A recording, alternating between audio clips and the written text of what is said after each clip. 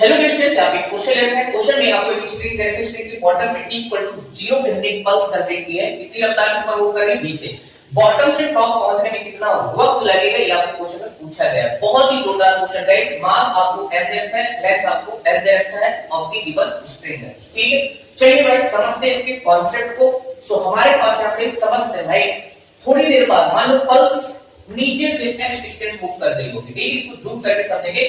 तो इस पॉइंट पे यहाँ पे, ठीक है, बॉटम से मान लेते हैं कितना डिस्टेंस x। तो बेटा इस पॉइंट पे टेंशन थोड़ा सा यहाँ पे मैं इसको बनाता हूँ टेंशन को अलग तरीके से। ठीक है, इसको ब्रेक कर दिया ताकि आप समझ पाओ। तो इस पॉइंट पे टेंशन ऊपर t और इस पॉइंट पे नीचे टेंशन आपका t है। क्लियर? अच्छा, अब ये मान लो कितनी डिस्टेंस है यहाँ पे, पल्स आपकी मूव कर रही है x डिस्टेंस है। ठीक, इसी टाइम t पे, राइट। अच्छा, अब यहाँ पे बेटा देखो टोटल का मास m दे रखा है, l लेंथ में मास कितना दे रखा है m। अब यहाँ पे स्पीड का जो फार्मूला होता है in case of string wave v equal to square root of t by mu, और यहाँ पे आपका जो न्यू होता है दैट इज मास पर मिनट लेंथ। क्लियर? ये चीज आपको यहाँ पे समझनी पड़ेगी। ठीक है, सो बेटा अब यहाँ पे l लेंथ में मास कितना है m है। सो हम अगर आपसे पूछ रहे हैं कि x कितना होगा, तो आपके पास यहाँ पे मास आ जाएगा that is m by l into x। ये जस्ट आप बोल सकते हो न्यू इनटू। क्लियर? सो बेटा यहाँ पे ध्यान से देखो, इस पोर्शन पे ये मास है तो इसके नीचे वेट भी लगेगा दैट इज आपका कितना होगा, इसको हम लिख सकते हैं न्यू x इनटू g।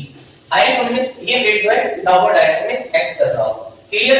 सो ये बेसिकली क्या हो जाएगा, आप इसका एफडीडी हो जाएगा। अब यहाँ पे ध्यान से देखो, अपने को करना कुछ नहीं है, जस्ट यहाँ पे v की जगह वैल्यू सब्स्टिट्यूट कर देना। v इक्वल टू हो जाएगा स्क्वायर रूट ऑफ t की जगह कितना लिखोगे आप, t की जगह 8 कितना म्यू x इनटू g, और नीचे आपके पास म्यू ने v को बल्ले बल्ले कर दे तो v इक्वल टू जाएगा square root of x into g।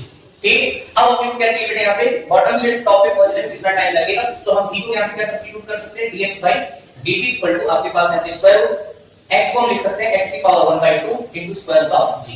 ठीक है, ऐसा हम क्यों कर रहे हैं, क्योंकि अपने यहाँ पे इंटीग्रेशन परफॉर्म करना पड़ेगा, राइट। सो है t इक्वल टू 0 से आपको मान लो यहाँ पे टॉप पे पहुंचने में टाइम जो है स्मॉल t कैपिटल T जो भी आपको मानना है। अब यहाँ से x की पावर 1/2 नीचे आके ऊपर जाएगा कितना हो जाएगा, x की पावर -1/2 dx, और इधर हो जाएगा आपके पास रूट g और इंटीग्रेशन यहाँ पे dt। ठीक है, लिमिट 0 से t और यहाँ पे 0 टू आप l लिमिट लगा दीजिए। क्लियर?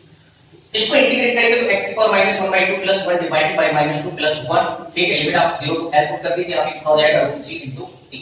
ठीक है, आप इसको इंटीग्रेट परफॉर्म करेंगे तो हमारे पास t इक्वल टू आएगा t equal to square root आपके पास l बाय g। ठीक है, ये हमारे पास यहाँ पे टाइम निकल के आ जाएगा। ठीक है, जस्ट आपको यहाँ पे इंटीग्रेशन परफॉर्म करना है, after that integrate t equal to square root l by g। अब इस फार्मूले को माइंड में रखने का सबसे बेस्ट तरीका था आपको बता दूं, किसी सिंपल वैल्यू को टाइम पीरियड कितना होता है, t equal to 2 pi square root of l by g। Clear? बस आपको यहाँ पे पाई हटा देना, उसके बाद आपको ये आपको नजर आएगा, आप देख सकते हो। ठीक है, तो इस फार्मूले को याद करने का एक बेस्ट तरीका हमने यहाँ पे बताया। ठीक है, तो आई होप यार सॉल्यूशन आपको क्लियर हो गया होगा। ओके।